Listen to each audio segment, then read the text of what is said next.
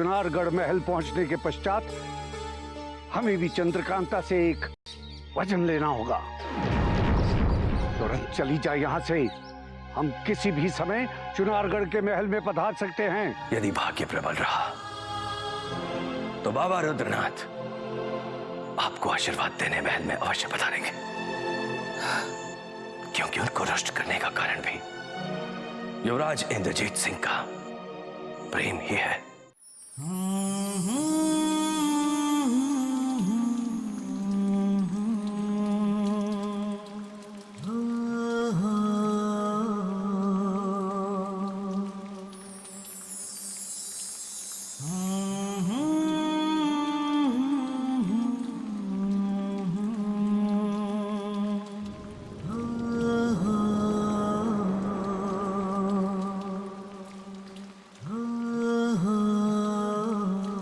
भैया, कितनी बार कहा है हमें अकेला छोड़ दो। हम अकेले रहना चाहते हैं, हमें कुछ नहीं चाहिए। हम केवल उनकी यादों में खोए रहना चाहते हैं। हमारे गुप्तचरों ने जो शिवगढ़ से तारा सिंह की सूचना भेजी है, हम आपको वही बताने आए थे। क्या सूचना है तारा सिंह की? क्या वो शिवगढ़ से सुरक्षित भागने में सफल रहे? क्या वो राजकुमारी किशोरी का कोई संदेश लेकर आ रहे हैं? राज, पता चला है कि शिवगढ़ पहुंचते ही तारा सिंह को बंदी बनाकर कारागार में डाल दिया था। जिसका भय था वही हुआ। और क्या सूचना है तारा सिंह के बारे में? गुप्तचरों का यह भी कहना है कि तारा सिंह का शिवगढ़ के कारागार से भाग निकलना कठिन ही नहीं, असंभव है, क्योंकि आपके सरलता से भाग निकलने के बाद शत्रु सतर्क हो गया है। चप्पे चप्पे पर फैले सैनिक कारागार पर अपनी दृष्टि जमाए रखे हुए हैं। हमें लगता है कि अब तारा सिंह का बचना संभव नहीं, क्योंकि शिवगढ़ से आपके निकल जाने का क्रोध और राजकुमारी किशोरी के नाम लिखा आपका संदेश पत्र शत्रुओं के हाथों तारा सिंह की मृत्यु का कारण बन सकता है। नहीं, राजकुमारी किशोरी के होते हुए अनर्थ कभी नहीं हो सकता। जिस प्रकार उन्होंने हमें मुक्त कराया था, उसी प्रकार तारा सिंह को मुक्त कराने का प्रयास वो अवश्य करेंगी। युवराज, ये आपकी भूल है, क्योंकि अब स्थितियां बदल चुकी है। आपका संदेश पत्र जब्त करने के पश्चात राजकुमारी की आजादी पर भी अंकुश लगा दिया होगा। अब हमें तो लगता है कि उस तारा सिंह की मृत्यु होने वाली है। अब संसार की कोई भी शक्ति उसे बचा नहीं सकती। नहीं, हमारे होते हुए तारा सिंह को एक खरोंच भी नहीं आ सकती। हम शिवगढ़ वापस जाएंगे, तारा सिंह को मुक्त कराकर अपने राज्य वापस ले आएंगे और साथ साथ उन शिवगढ़ के कायर शत्रुओं को यह भी बता देंगे कि युवराज के साथी को बंदी बनाना मृत्यु को बुलाने के समान है। महारानी चंद्रकांता की विजयगढ़ जाने की पूरी तैयारियां हो चुकी हैं पद्मिनी, परंतु बाबा रुद्रनाथ अभी तक इस महल में नहीं आए। पद्मिनी, क्या तुम्हें लगता है कि बाबा रुद्रनाथ वापस इस महल में आएंगे? अवश्य आएंगे तेज सिंह, और इस बात की मुझे आशा ही नहीं बल्कि पूरा विश्वास है, क्योंकि उन्होंने मुझे वचन दिया। परंतु इससे पहले भी तो बाबा ने वचन दिया था कि वो इस महल में कभी नहीं आएंगे। तो क्या वो तुम्हारे वचन को निभाने के लिए अपना पहला वचन तोड़ देंगे? बिल्कुल तोड़ेंगे तेज सिंह, क्योंकि ये वचन उन्होंने उस महारानी को आशीर्वाद देने के लिए किया है जिसे वो अपनी धर्मपुत्री मानते हैं। और सारा संसार जानता है कि बाबा रुद्रनाथ अपनी धर्मपुत्री के लिए कुछ भी कर सकते हैं। अगर ऐसा है तो इससे अधिक प्रसन्नता का विषय और कुछ नहीं हो सकता। मुझे लगता है हमें यह शुभ संदेश महाराज तक पहुंचा देना चाहिए, ताकि उनकी चिंता भी कुछ कम हो सके। हाँ हाँ बिल्कुल। आओ पद्मिनी। चलो।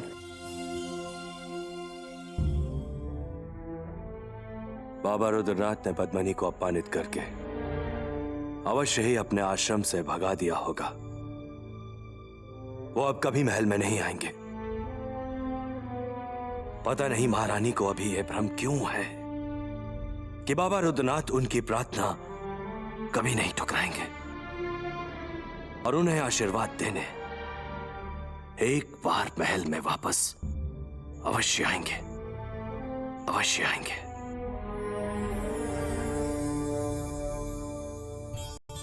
प्रणाम महाराज। ईश्वर ने हमारी प्रार्थना सुन ली महाराज। पद्मिनी का बाबा रुद्रनाथ के आश्रम जाना सफल रहा। तो क्या बाबा रुद्रनाथ महल में आने के लिए तैयार हो गए? जी महाराज, अंततः महारानी जी के विश्वास की जीत हुई और हमारी आशंकाओं की पराजय। और बाबा रुद्रनाथ ने भाग्य से अपना वचन भी तोड़ दिया, महारानी जी को आशीर्वाद देने का निर्णय किया है। अब हमें विश्वास होने लगा है कि बाबा का आशीर्वाद लेकर जब महारानी चंद्रकांता युवराज इंद्रजीत सिंह को समझाने विजयगढ़ जाएंगे तो अवश्य सफल होंगे। बाबा का आशीर्वाद और मां की मनोहार के सामने युवराज इंद्रजीत सिंह के अंधे प्रेम को सफलता नहीं मिलेगी। हाँ महाराज, हमारे दुखों का अंत अब निकट आ गया है। बाबा रुद्रनाथ का फिर से आगमन ही हमारे समस्त दुखों के अंत होने का शुभ संकेत है। परंतु उनका आगमन कब होने वाला है? बाबा रुद्रनाथ के शुभ चरण इस महल में फिर से कब पड़ने वाले हैं? शीघ्र बताओ पद्मिनी, हमारी उत्सुकता बढ़ती चली जा रही है। बाबा रुद्रनाथ ने आने का कोई समय निर्धारित नहीं किया महाराज, किंतु वो किसी भी पल यहाँ पधार सकते हैं। हरिओम हरिओम। कहाँ है चंद्रकांता? कहाँ है चंद्रकांता? महारानी चंद्रकांता आप ही की प्रतीक्षा कर रही हैं बाबा। उनकी प्रार्थना सुनकर आपने हमें विनाश से बचा लिया है। यदि महारानी चंद्रकांता आपका आशीर्वाद दिए बिना युवराज इंद्रजीत को समझाने विजयगढ़ चली जाती तो अवश्य ही युवराज इंद्रजीत विद्रोह पर उतारू हो जाते। क्योंकि बाबा, हमने भी वो समय देखा है जब नौगढ़ विजयगढ़ में थी तकरार। नौगढ़ का था जो राजकुमार, चंद्रकांता करता था प्यार। बस राजन बस, अब हमें तेरी किसी बात में कोई रुचि नहीं।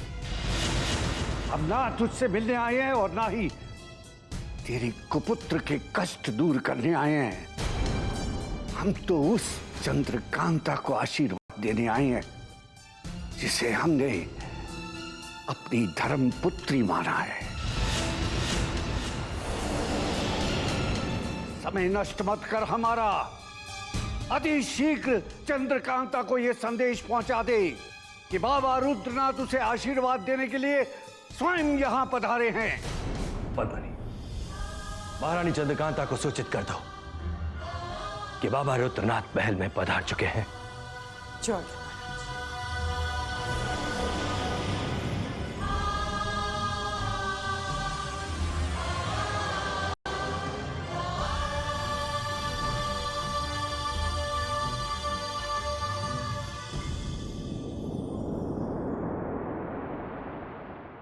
महारानी जी की जय हो। क्या बात है, आज तुम बहुत प्रसन्न लग रही हो। क्या कोई शुभ समाचार है? चमत्कार हो गया। आशा के विपरीत उस देवता का आगमन हो गया जो अचानक हमसे रुष्ट होकर चले गए थे। क्या क्या बाबा रुद्रनाथ महल आ गए हैं? जी महारानी जी, उन्होंने आपको अपना आशीर्वाद देने का वचन निभा दिया और आपकी प्रतीक्षा वो महाराज के कक्ष में कर रहे हैं। हम तो पूजा की थाली तैयार करके मंदिर जा रहे थे, किंतु अब जब ईश्वर ही स्वयं यहाँ हमारे समीप आ गए हैं तो हम साक्षात उन्हीं की आरती उतारेंगे। जी महारानी, आइए।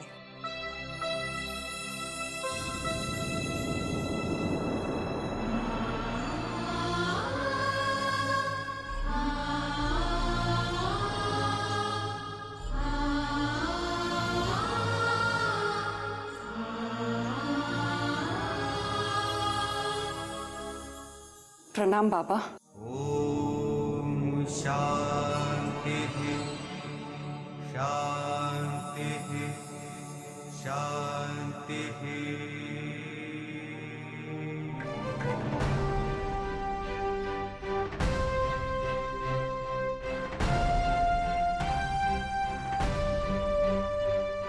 आपके दर्शन करके हम धन्य हो गए बाबा। यदि हम स्वस्थ होते तो आपको कभी रुष्ट होकर जाने न देते। हम हमारी मूर्छित अवस्था में ये भी नहीं ज्ञात कर पाए कि आप महल कब पधारे, किंतु हमें पूर्ण विश्वास है कि आपके पावन चरण यहाँ पड़ते ही हमारे पुत्र के समस्त कष्ट दूर हो जाएंगे। ये तेरा भ्रम है चंद्रकांता, ये तेरा भ्रम है।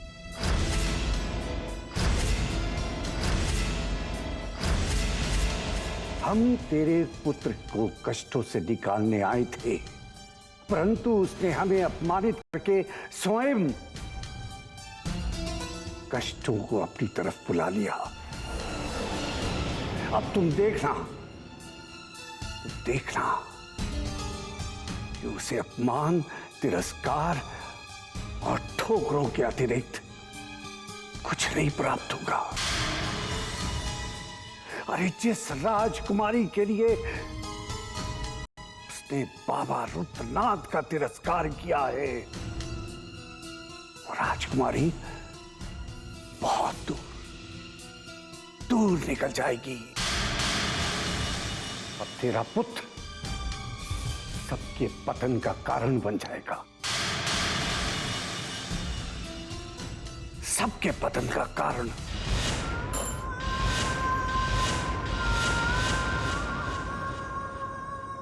अपने पुत्र के लिए हम क्षमा मांगते हैं आपसे बाबा,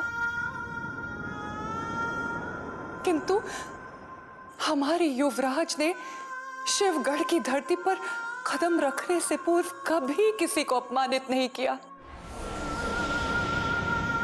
पता नहीं वहां किसने उसकी मति भ्रष्ट कर दी कि उसने उसको अपमानित कर दिया, जैसे हम रोज पूछते हैं। शत्रु की पुत्री ने उस दुष्ट की मति भ्रष्ट कर दी चंद्रकांता।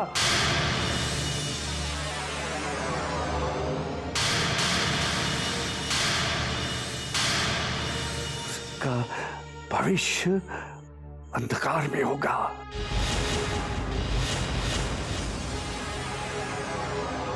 तुझे उस पे विलाप करना होगा चंद्रकांता। स्वयं अपने नेत्रों से तुम अपने पुत्र का विनाश देखोगी।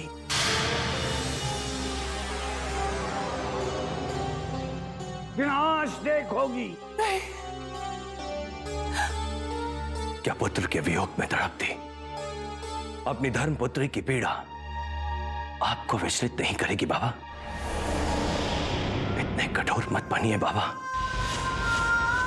हमारे पुत्र की भूल को क्षमा कर दीजिए, अन्यथा महारानी चंद्रकांता के प्राण संकट में आ जाएंगे, और यदि महारानी चंद्रकांता को कुछ भी हुआ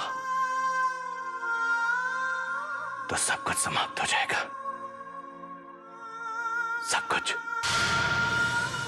महाराज की प्रार्थना सुन लीजिए बाबा, हमारे युवराज को क्षमा कर दीजिए। शिवगढ़ में उन्होंने न जाने कितने ही कष्ट सहे हैं बाबा, उन पर दया कीजिए। युवराज की खुशी में हमारी खुशी है बाबा। आप चाहें तो हमें श्राप देकर कष्टों में डाल दीजिए, किंतु हमारे युवराज के सारे दुख दूर कर दीजिए, उन्हें क्षमा कर दीजिए बाबा। बस लड़की बस। ये श्राप देकर हम स्वयं को पाप के कुंड में नहीं डाल सकते, और हम उस दुष्ट के विषय में कुछ भी नहीं सुनना चाहते। यदि उसका नाम लेने की दृष्टता किसी ने भी की तो हम इस राजमहल की चौखट को इसी समय पार कर जाएंगे। उसे इस पाप का दंड मिलेगा ही। संसार की कोई भी शक्ति इस अटल सत्य को नहीं मिटा सकती। अब चाहे कुछ भी हो जाए, हम अपनी जान पर खेलकर तारा सिंह को बचाएंगे और किशोरी को अपने साथ लेकर आएंगे। आनंद, तुम हमें देख के इतना चौंक क्यों गए भैया? कहाँ जा रहे हो? हम शिवगढ़ जा रहे हैं तारा सिंह को छुड़ाने। शिवगढ़ तो क्या, आप इस महल के बाहर एक कदम भी नहीं रख सकते। हट जाओ हमारे सामने से आनंद। अब हमें तुम तो क्या, संग्राम सिंह जी और मान सिंह जी भी नहीं रोक सकते। कहीं आप पागल तो नहीं हो गए?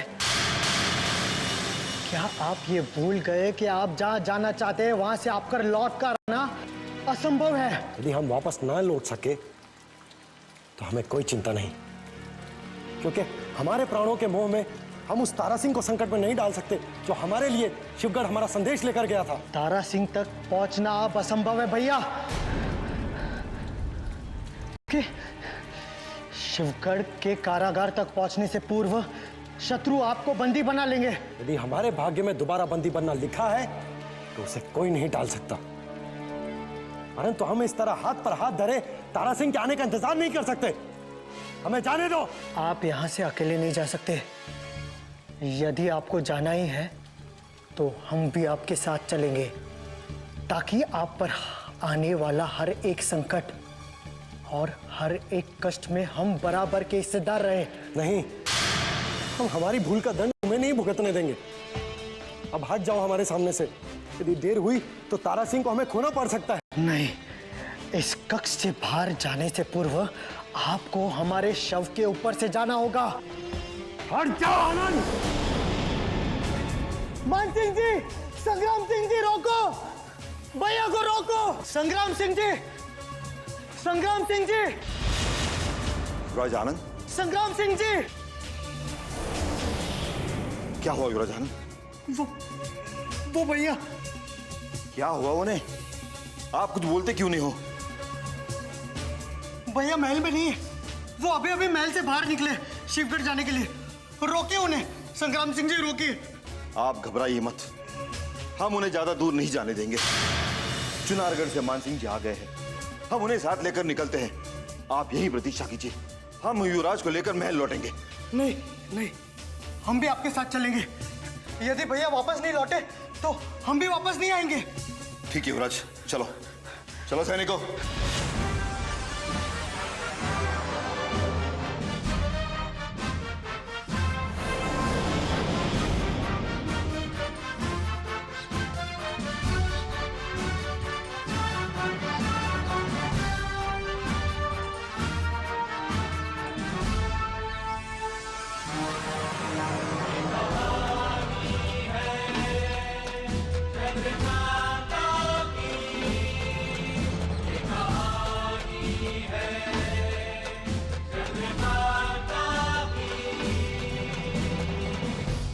ठहरो युवराज।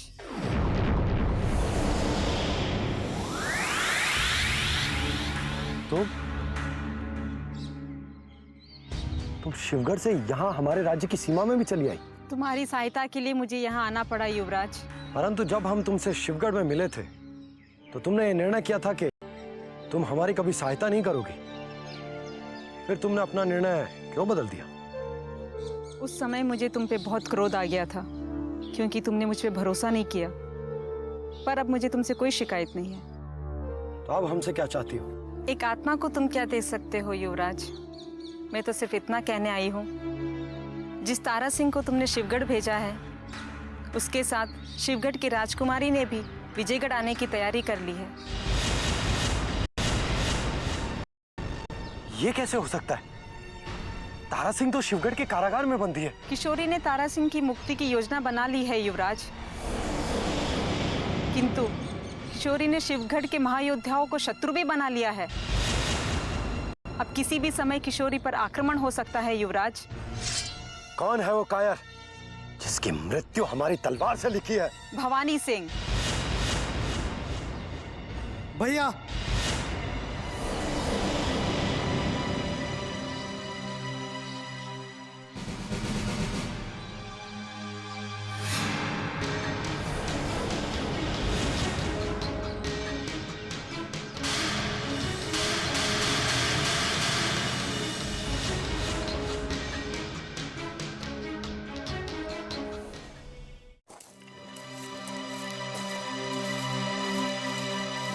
वापस चलिए भैया। नहीं, हट जाओ आनंद।